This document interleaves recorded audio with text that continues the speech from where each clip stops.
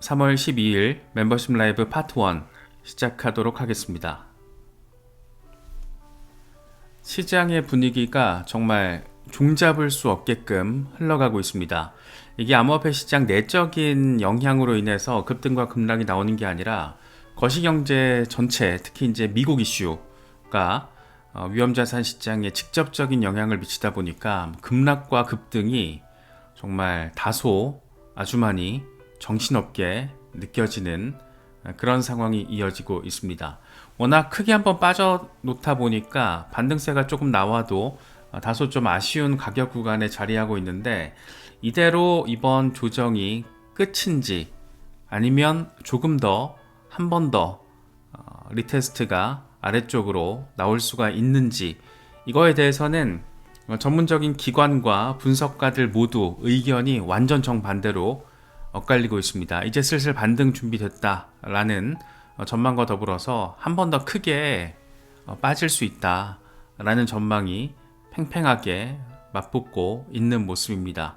그만큼 단기적으로 뭔가 대응을 한다라는 것은 특별한 트레이딩 전문성이 없는 일반적인 개미들이 뭔가 단기적으로 대응하기에는 굉장히 까다로운 그런 분위기가 아닌가 생각되기도 합니다. 비트코인, 긍정적인 재료들도 좀 들어와 줬습니다. 우크라이나와 러시아의 평화 협상 기대감이 지금 커지고 있죠. 일단 미국의 30일 동안의 즉각 휴전안에 대해서 우크라이나는 동의를 했고, 러시아까지 오케이를 하게 되면 본격적인 이제 휴전 협정으로 들어갈 가능성이 상당히 높아졌고, 이게 또 긍정적인 재료로 작용을 해줬습니다. 지금 캐나다와 관련해서는 관세 리스크가 조금 더 완화되는 모습도 나오고 있는데, 여전히 이 정책 불확실성을 통한 어려움, 까다로움은 지속되고 있는 것으로 바라보는 게 맞지 않나 생각됩니다. 공포 탐욕 지수는 하루 전보다 10포인트 오른 34를 기록하면서 극단적인 공포 단계가 공포 단계로 완화됐습니다. 비트코인 도미넌스가 고개를 더 쳐들어서 62%대를 다시 뚫어낸 역대급 상황을 지금 보여주고 있습니다. 다행스러운 것은 미국과 캐나다의 관세 전쟁이 조금 더 안정화 국면으로 이제 전환되는 모습이 나왔다라는 거죠. 미국이 캐나다의 철강과 알루미늄 대상으로 25% 추가 관세, 이거 추가로 25 하면 전체 50% 관세가 되는 거라서 굉장히 빡센 수위였는데, 여기에다가 이제 캐나다도 미국에 공급하는 전기비를 인상하겠다 이렇게 맞불을 놔버렸었죠. 근데 이걸 지금 양측이 다 철회하기로 막판 타결을 끌어냈습니다. 이게 참 어떻게 되려고 그러는지 모르겠어요. 동맹국들부터 지금 조지고 있어가지고 관세 정책 어디쯤에서 접점을 찾고 전반적인 안정화 상황으로 접어들게 될지가 조금 예측하기 어려운 상황이기도 합니다. 오락가락하는 이런 관세 정책으로 인해서 시장의 불확실성은 여전히 남아 있다라고 바라보는 게 맞지 않나 생각됩니다. 우크라이나와 러시아의 전쟁이 어쩌면 잘 마무리될 수도 있겠다라는 생각이 또 듭니다. 미국의 30일 휴전 제한 수용에 우크라이나가 합의를 했고 공식 성명까지 냈죠. 미국이 제안한 휴전안을 수용할 준비가 우리는 완료됐다. 미국과의 광물 협정도 가능한 한 조기에 타결하기로 합의했고, 미국은 우크라이나에 대한 정보 공유, 안보 지원 이걸 다시 시작하기로 했다. 참 어렵습니다. 이 전쟁을 경험해본 국가에 살고 있는 사람으로서는 이런 상황이 참 아쉽게 느껴지죠. 이게 너무 강대국의 놀아나는 판때기가 아닌가라는 생각도 들고, 다른 한편으로는 미국의 관점에서는 자국 중심주의를 천명한 상황에서 또 이렇게 하는 게 또 맞기도 하니까 어느 쪽에서 바라보느냐에 따라서 정반대로 해석될 수 있는 상황인데, 뭐 어쨌든 전쟁 하나가 또 이렇게 정리가 되는구나 하는 점은 뭐 다행이지 않나 싶습니다. 이 와중에 또 긍정적인 재료죠. 센시아 루미스 상원 의원이 비트코인 100만 개 매입하는 법안을 다시 발의했습니다. 미국 정부의 비트코인 전략 비축안을 공식화하는 내용을 골자로 하는 법안을 다시 발의했다. 100만 개를 매입하는 내용이 포함됐다. 비트코인으로 다음 세대를 위한 미국의 경제 기반을 강화하려는 트럼프의 비전을 담아서 법안을 재발의할 수 있어서 자랑스럽다. 비트코인은 단순히 기술적 기회를 넘어서 21세기에도 미국의 금융 리더십을 유지하기 위해 국가적으로 반드시 필요한 전략적 요소다. 트럼프 대통령의 행정 조치를 지속 가능한 법률로 전환해서 우리는 미국이 국가 부채 문제를 해결하는 동시에 글로벌 경쟁력을 가질 수 있도록 할 것이다. 이렇게 강조하고 있습니다. 여기서 100만 개는 20만 개씩 5년에 걸쳐서 이제 매입한다라는 내용을 담고 있는 건데 과연 이게 의회 통과를 순조롭게 이뤄낼 수 있을지 참 기대도 되고 궁금하기도 하고 여러 가지 생각이 드는 부분입니다. 스탠다드 차타드의 제프 캔드릭, 비트코인의 최근 가격 움직임은 암호화폐 자체 문제라기보다는 더 광범위한 위험자산의 침체와 긴밀하게 연관돼 있다. 최근의 비트코인 하락세는 자체적인 문제가 아닌 시장 정서가 주도하는 것으로 보인다. 비트코인의 가격 회복은 두 가지 잠재적인 촉매제에 따라서 결정이 될 것이다. 하나는 위험자산의 회복과 또 하나는 미국 등 국가들의 매수, 이런 비트코인의 특정 긍정적인 소식이다.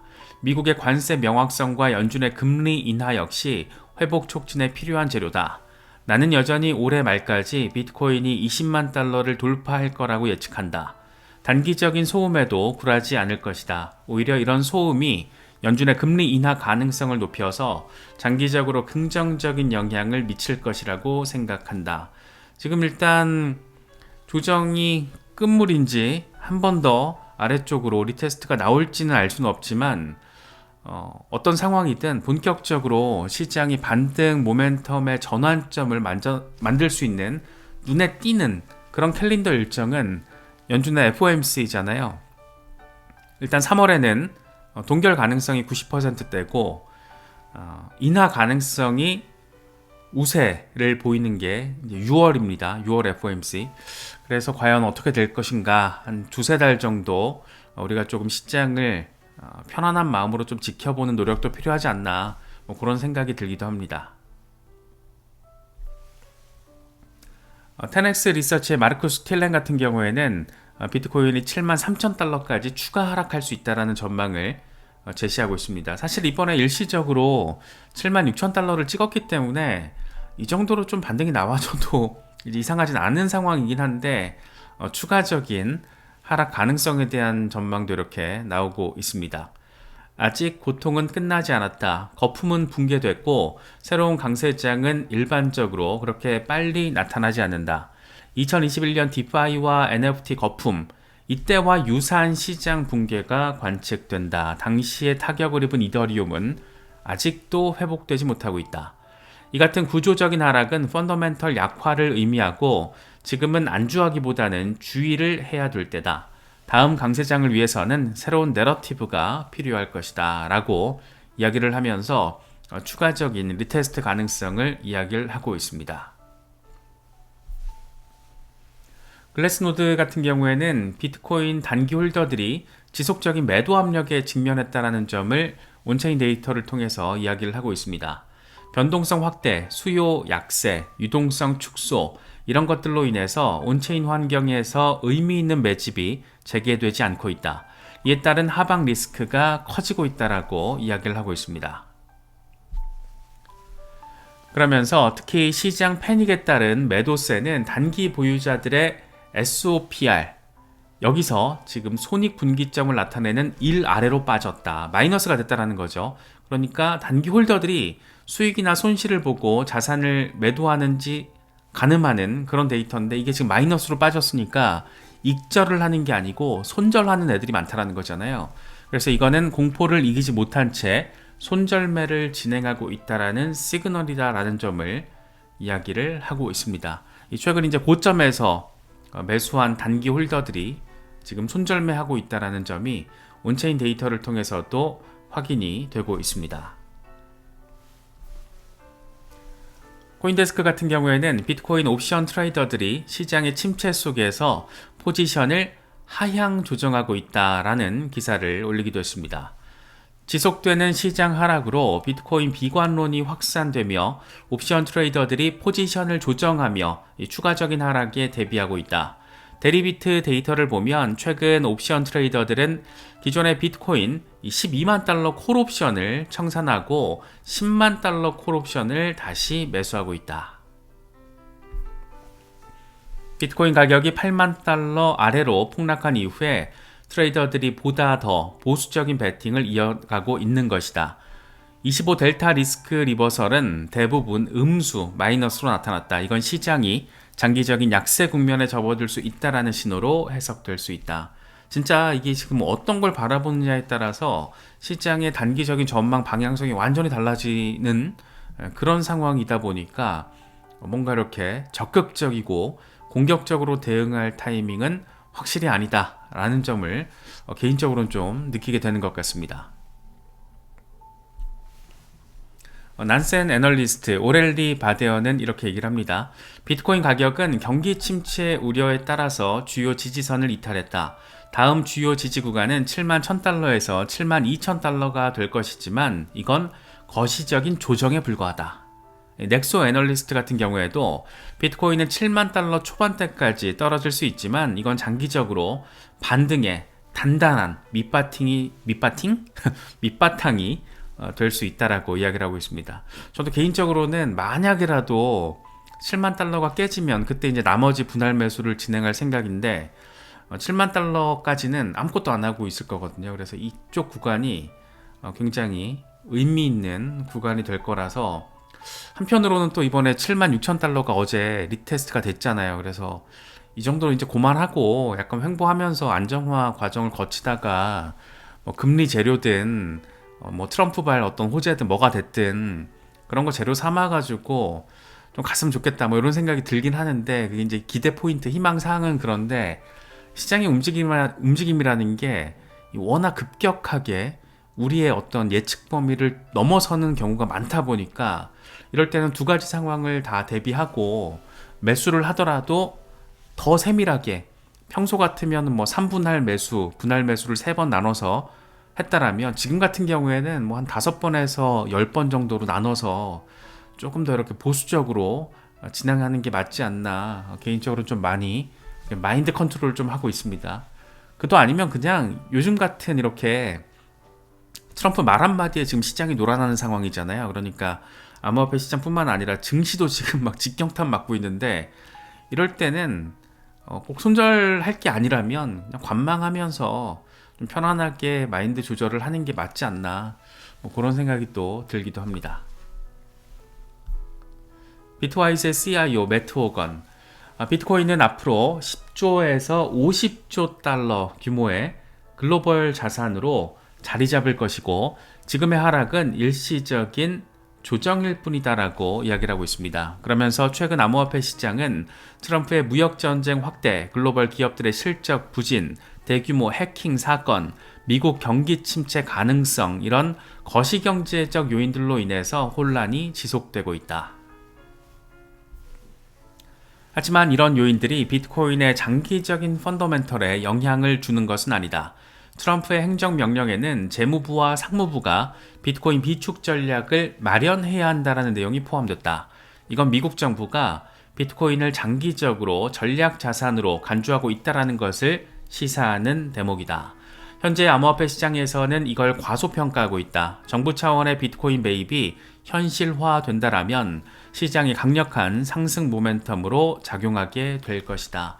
여기 앞서 짚어왔던 센시아 루미스 의원의 비트코인 법안 이 만약에 잘 의회에 통과가 이루어진다라면 1년에 20만 개씩 매수를 하게 되는 거잖아요. 그래서 이제 예산 확보, 지금 백악관 얘기하는 것은 세금 중립성, 납세자들의 세금 부담 없이 이제 비트코인 보유량을 늘릴 수 있는 방안을 재무부와 상무부 장관이 지금 짱구 굴리고 있는 거고 의회에서는 또 이런 비트코인 법안이 통과됐을 때 예산을 통해서 의회 예산을 통해서 정부가 매수를 하게 되는 그런 상황 5년에 100만 개 대박이죠. 이렇게 되면 만약에 통과가 되면 그래서 지금은 엄청난 폭등장 이후에 이런저런 거시적인 요인들로 인한 조정장 정도로 바라보는 게 속 편한 관점이 아닌가 싶어요. 지금 여기서도 얘기하는 것처럼 지금의 어떤 거시경제적 요인들이 비트코인의 장기적인 펀더멘털에 영향을 주는 건 아니다라는 것 정도는 우리가 알고 있잖아요. 시장은 오를 때도 있고 내릴 때도 있는 거고, 급등할 때도 있고 급락할 때도 있는 거고, 이런 자연스러운 흐름에 마음을 조금 편안함을 맡기는 게 내 일상에 도움이 되지 않나라는 생각도 조금 많이 듭니다. 특히 이런 상황은 최근 우리가 한 일주일 동안 경험을 했던 급등과 급락 이런 모습들은 앞으로도 계속 반복될 거기 때문에 뭐 그때마다 멘탈 털리면 일단 투자 시장을 잘못 결정한 거겠죠. 그런 정도의 멘탈이라면은 어디 저축은행 가는 게 맞고, 그게 아니고 리스크 하이 리스크를 테이킹 하면서 하이 리워드를 얻어내려면 그만큼의 또 어려움이 또 수반이 될 수밖에 없다. 그래서 위험자산 시장이다라는 점도 한 번 더 생각해 보시면 어떨까 싶습니다. 렉트캐피탈, 최근 2주 동안 매도자 우위 시장이었고 평균 이상의 매도 거래량이 매일 발생했다.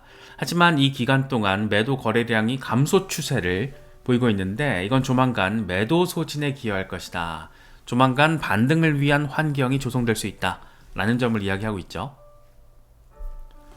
닥터 프라핏 같은 경우에는 한 번 더 비관적인 전망을 강조하고 있습니다. 이번 급락과 비슷한 또 한 번의 폭락이 올 것으로 전망된다. 대규모 머니 프린팅과 금리 인하로 인플레이션이 치솟을 것이다. 부동산과 주식, 비트코인 등에는 매우 낙관적이다. 다시 말해서 2020년과 비슷한 머니 프린팅 분위기다. 폭락이 한 번 더 올 수는 있는데 기회가 될 수 있을 거라는 얘기도 지금 함께 던지고 있는 거죠. 만약 경기 침체가 비트코인을 제대로 때린다라면 최대의 고통 지점은 5만 달러 부근, 하지만 그 정도가 아니라면 바닥은 7만에서 7만 5천 달러 범위로 예상된다. 이번 주 CPI가 가장 중요하다. 일단 7만 6천 달러를 찍었기 때문에 CPI 상황만, 인플레이션 상황만 좀 괜찮으면 한 번 더 이렇게 뭐 5만 달러 사실 이런 거는 바라보고 싶지 않잖아요. 아무리 그게 바이더 딥의 기회가 될 수 있다라고 해도 일반적인 개미 투자자들 입장에서는 이게 심장 떨리는 숫자이기 때문에 그냥 지금 정도 털었으면 요 정도에서 조금 반등세가 나와주는 환경이 좀 더해지면 좋겠다. 뭐 그런 생각이 드는 것은 어쩔 수 없는 것 같습니다. 일단 CPI는 오늘 밤에 발표가 되고 내일은 PPI, 그리고 신규 실업수당 청구 건수 등등이 이렇게 또 줄줄이 일정이 잡혀 있습니다. 인플레이션과 경기 침체에 대한 어떤 가늠자 역할을 하는 데이터들이라서 오늘 어떤 방식으로 예측치가 나오게 될지, 일단 시장이 예측 상황으로 전년 대비 전월 대비 모두 예측 상황으로만 보면은 전달보다는 조금 더 완화될 것으로 기대가 되고 있는데, 일단 뚜껑 열어보면 앞으로 어떤 방향성이 이어지게 될지 대략적인 가늠은 가능하지 않을까 생각됩니다.